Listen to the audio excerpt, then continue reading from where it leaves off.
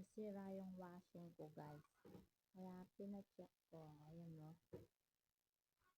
Yung natira rin ng washing ninyo dyan, kontakan lang ninyo. Darating. Meron ngayon umiikot ngayon dyan, guys. Gumagawa ng washing.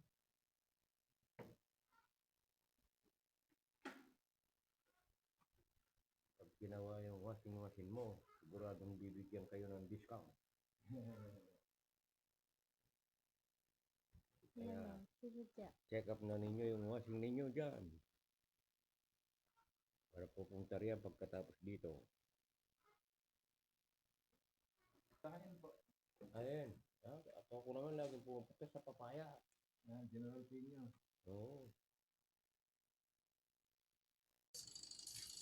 Yung installation niya, mali siguro. Hindi, napalitan na dati yun eh. Matagal na po. Hindi ko alam, nakalimutan ko na. Napupundi po talaga yan. Ayun, ayos na lang yan. Yun ang napundi, yung nagbibigay power. Doon dumadaan yung power. Ano po siya? Siya po yung nagpapaikot. Oo. Nagpapaandar, papatakbo. Ano po siya eh? Starting and running capacitor. Around the world. Sobra na ganyan eh. Kung wala yan, hindi aandar. Opo.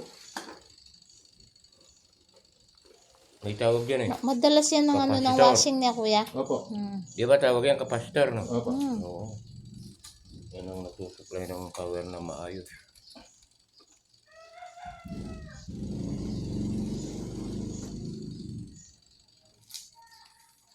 Buti may dala kang capacitor na bago. Siyempre. Meron po, kompleto po ako. Madami siyang dala kasi yan ang... Kung ano sira nung unit nyo, pabibiling ko pa kayo. Eh, hindi na sana ako rolling nag-rolling. Kaya nga house to house eh. Tapos malayo sa bayan, bilihan. Wala kang dala. Kaya umiikot ngayon si kuya. Ano yun na lang, aabatan. Aarangin sa daan ninyo dyan. Narangin niyo lang po ako, wag lang itak ang pangaharang niyo sa akin.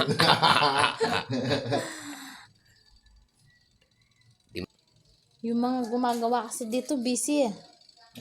May mga... Hindi ganong... Naglakad na yung tester. Saan po yung inyong...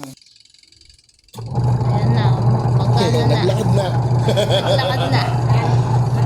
Pwede na. Maglalaban na ako bukas. Halagay na guys. Umiikot siya ngayon sa baryo natin guys. Kaya pag may nakita kayo nagsisigaw ng washing machine na gagawa, tawagin nyo na.